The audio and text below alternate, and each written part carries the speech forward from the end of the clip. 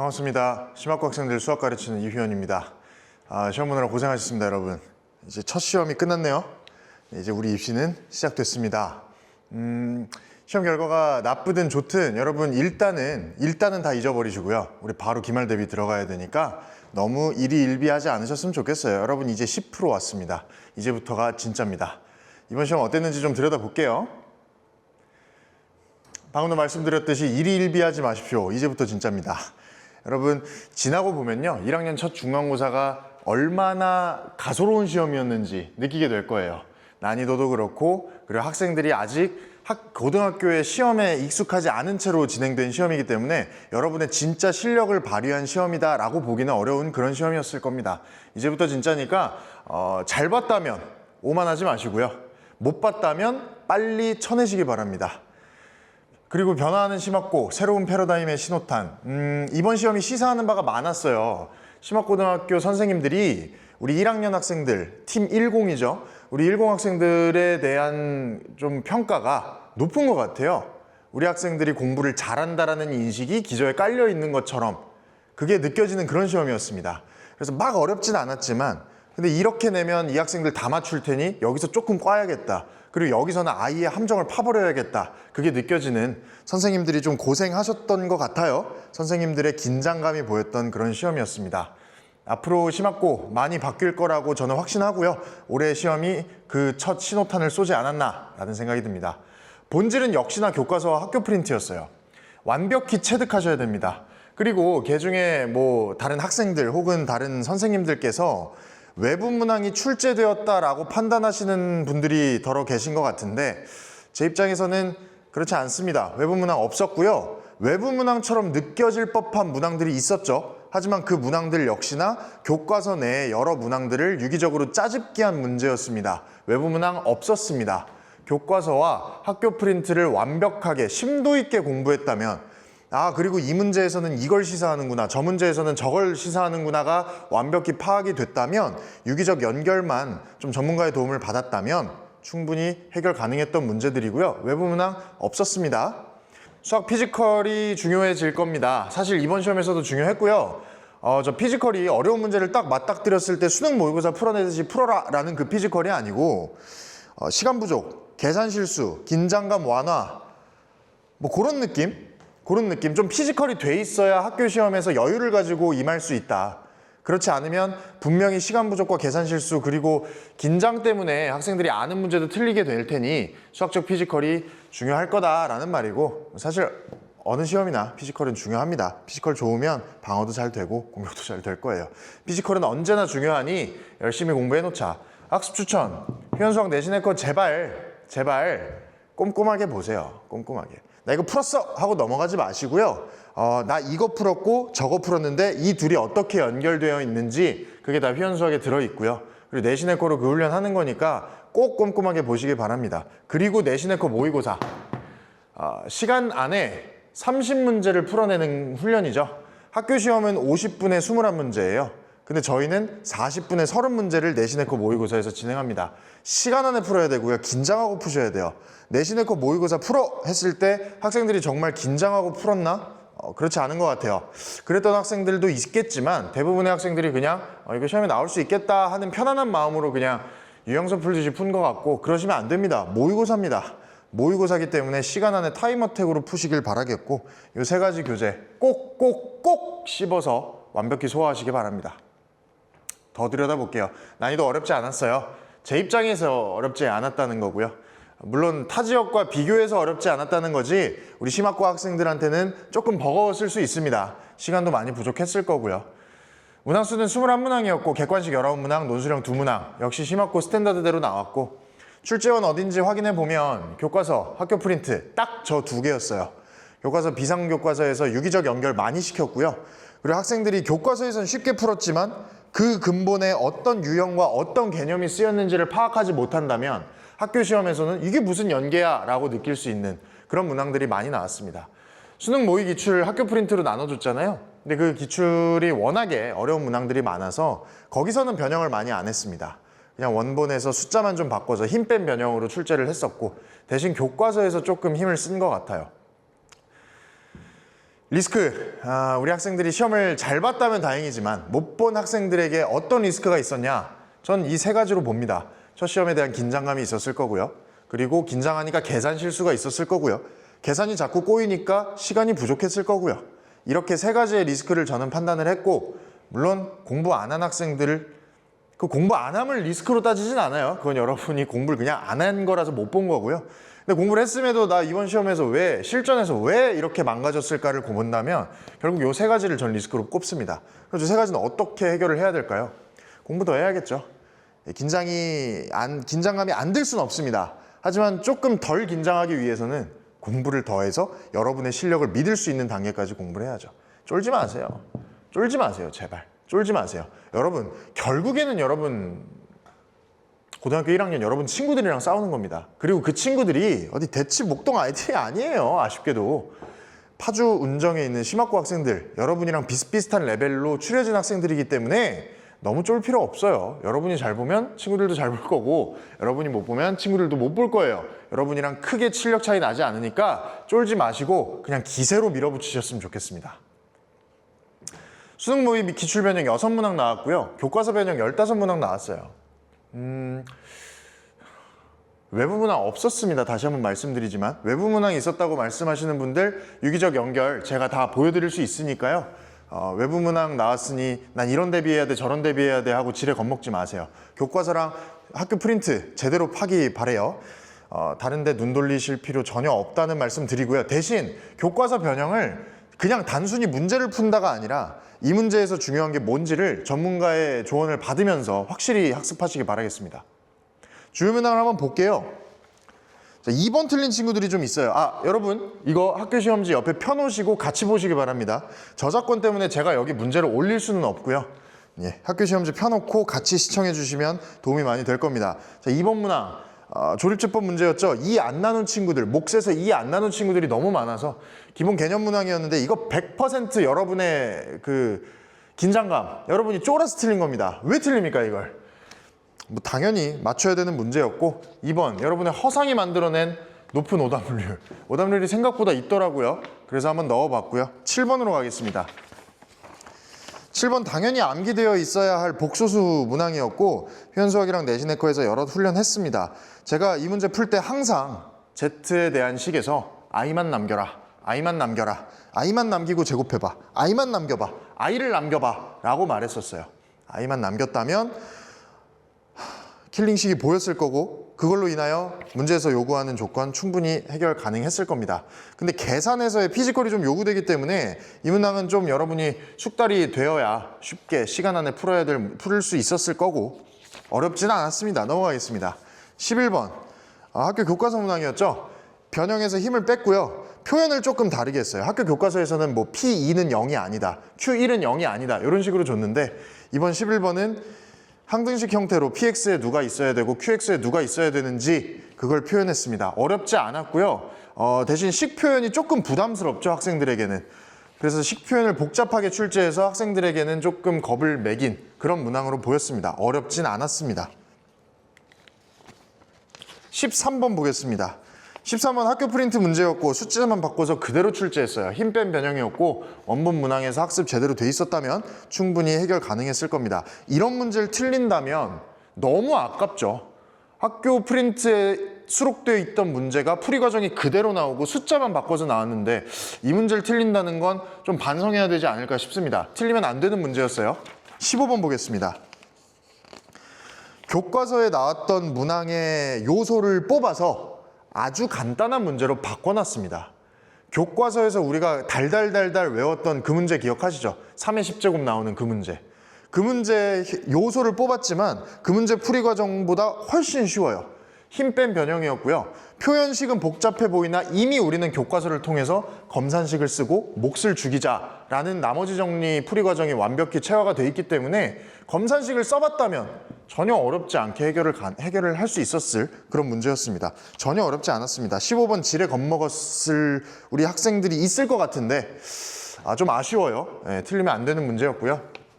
16번 보겠습니다. 16번 역시 학교 프린트 그대로 표현이 된 문제였고 변형에서 힘을 너무 뺐습니다. 숫자만 달랐어요. 틀리면 안 되는 문제였고 당연히 맞췄습니다. 17번으로 보겠습니다. 17번이 학생들을 조금 머리 아프게 했을 것 같은데 이 역시 교과서 변형이었어요. 교과서에서 2차식으로 나눈 나머지 2차식으로 나누어 떨어지는 관계 그런 유형을 확실히 학습을 시켰을 거고 그리고 또 하나 17번 문제 읽어보시면 첫 줄에 최고차항의 개수가 1인 3차다항식 fx라고 말합니다. 제가 강의 시간에도 누누이 강조했지만 이런 식으로 다항식의 차수와 다항식의 개수를 직접 알려준다면 여러분이 fx의 차수와 개수를 확실하게 활용을 해서 문제를 해결해야 된다고 제가 누차 강조했어요. fx 3차식이니까 나 조건 속에서 목과 나머지 무조건 1차식이었을 겁니다. 1차식으로 잡고 역시나 최고차항 개수 1인 1차식으로 잡았더라면 문제 쉽게 표현했을 거예요. 검산식 쓰고 몫을 죽이는 과정에서 충분히 힌트 나왔을 거고요. 전혀 어렵지 않았습니다. 스타일은 조금 수능 모의 스타일이에요. 이렇게 fx에 대한 최고차항의 개수, 차수를 알려줬으니까.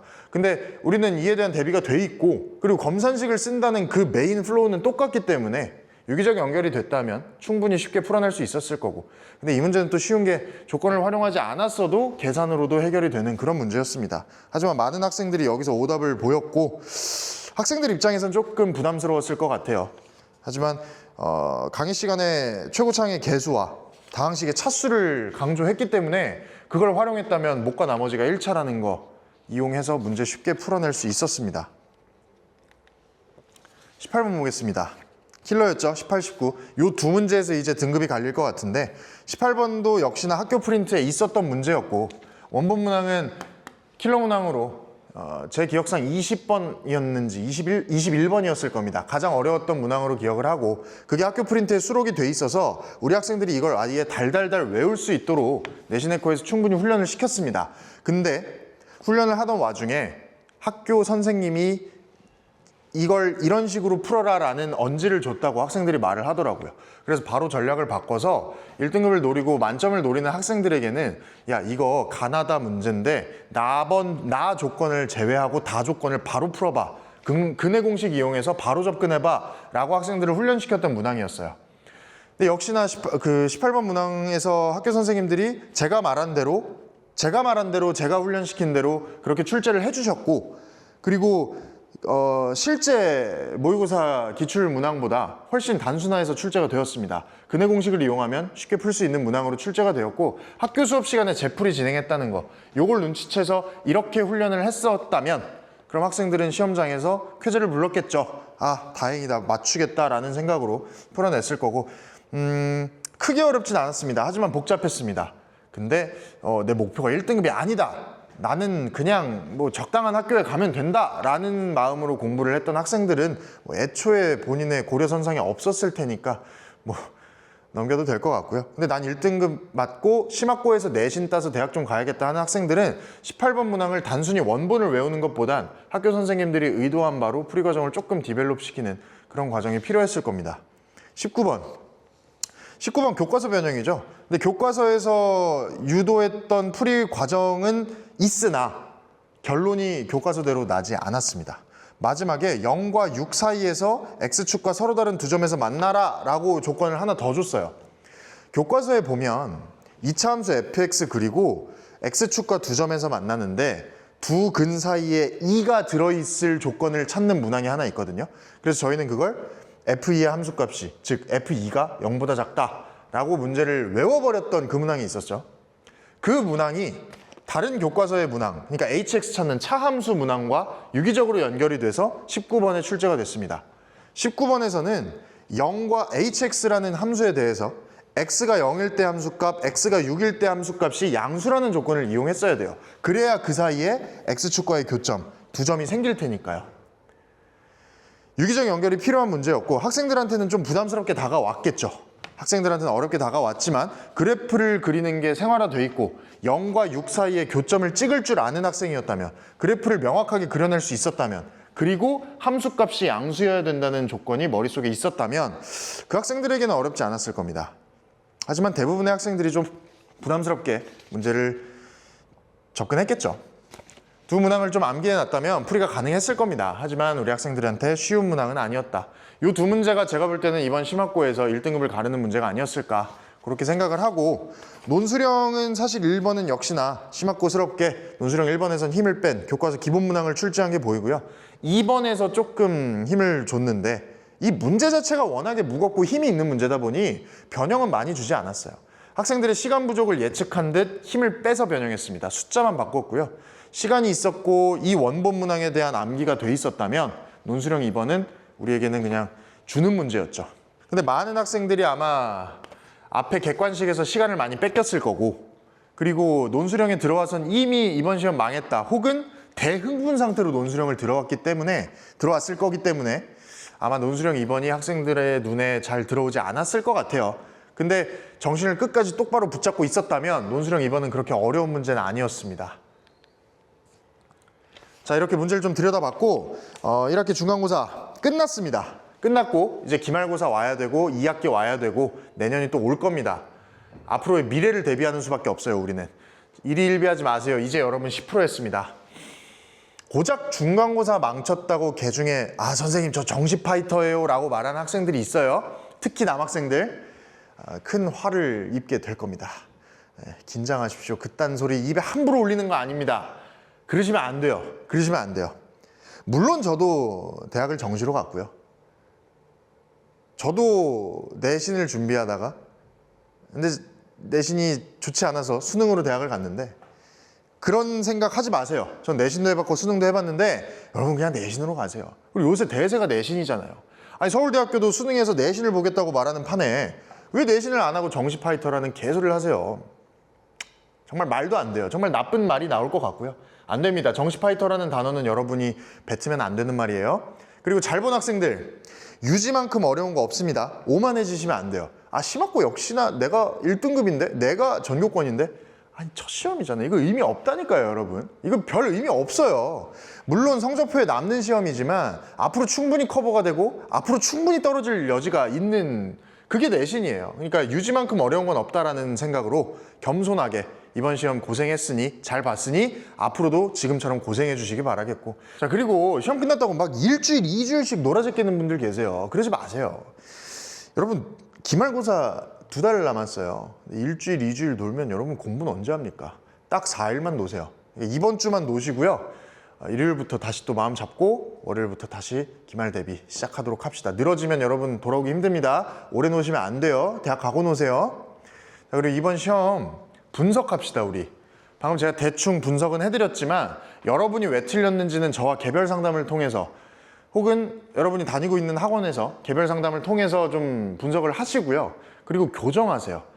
이 자기가 잘못된 점을 캐치했음에도 그 잘못된 점을 유지하고 계속 가지고 가시는 분들이 있는데요. 그러시면 안 돼요. 교정하셔야 됩니다. 교정하시고 올바른 방법으로 다시 훈련합시다. 다시 훈련해요. 선생님 저 이번에 열심히 했는데 안 나왔어요. 선생님 전 이번에 대충 했는데 잘 나왔어요. 여러분이 준비했던 과정대로 결과가 나오지는 않아요. 여러분이 준비했던 과정이 어떻든 간에 여러분은 무조건 준비를 많이 해 놓으셔야 되고요. 열심히 해 놓으셔야 되고요. 그리고 시험장에서 이제 적용될 또 다른 요소들, 뭐 긴장감, 아니면 전날의 컨디션, 당일의 컨디션, 그리고 시험 문제가 어떻게 나올지 이런 것들에 대한 대비를 더 해 놓으시는 거지. 나 이번에 열심히 했는데 안 나왔어? 그래서 열심히 안 할래? 나 이번에 열심히 안 했는데 잘 나왔어? 그래서 계속 열심히 안 할래? 바보 같은 생각하지 마십시오. 무조건 많이 해야 되고요. 열심히 해야 되고요. 어렵게 대비해 놔야 됩니다. 그리고 제3의 요소를 우리가 대비하고 조금씩 교정해 나가고 그거에 대한 훈련을 더 이어 나가야 되는 거예요. 그러니까 교정하시고 훈련하세요. 여러분의 지금 상태를 유지하려고 하지 마십시오. 그리고 상상하세요. 여러분의 시험장에 들어갔을 때 지금 느껴봤잖아요. 이 우월감과 이 좌절감을. 다음 시험에서도 시험장에 들어가서 그런 분위기, 그런 기분을 느끼지 않도록 그 다음 시험을 계속 상상하시고 이러면 안 돼. 이러면 너무 좋겠다. 라는 상상을 가지고 공부하시기 바랍니다. 느껴봤잖아요. 학습 추천 역시나 현수학 내신네커 모의고사 좀 진지하게 받아들이세요. 그리고 유기적 연결. 나 이 문제에서는 이거 몰랐는데 그럼 계속 기억해놨다가 다음 문제에서 이거 써먹으니까 더 쉽게 풀리네. 그렇게 시험이 나오는 거예요. 깊이 있게 공부합시다. 개강 5월 5일에 기말 대비 바로 개강할 겁니다. 여러분 시간은 이전과 똑같고요. S반, A반, 화목토반으로 역시나 기말 대비반 똑같이 개강될 겁니다. 그 전에 기존 재원생들은 저희가 이제 저랑 개별 상담 진행할 거고 5월 5일 화요일부터 우리 기말 대비 또 한 번 시작해 봅시다. 우리 많이 공부해야 됩니다. 여러분 놓지 마세요. 절대 포기하지 마세요. 내가 여러분을 포기 안 하는데 여러분이 왜 포기를 합니까? 포기하지 마십시오. 대학 가야죠. 심화고 수학의 기준 이유연 수학이었습니다. 여러분이 대학에 가는 그날까지 저는 죽을 똥 살 똥 살 겁니다. 내가 이렇게 사는데 여러분은 나보다 더 해야겠죠. 여러분 대학이니까요. 화이팅 하시기 바랍니다. 고생하셨습니다. 앞으로 또 고생합시다.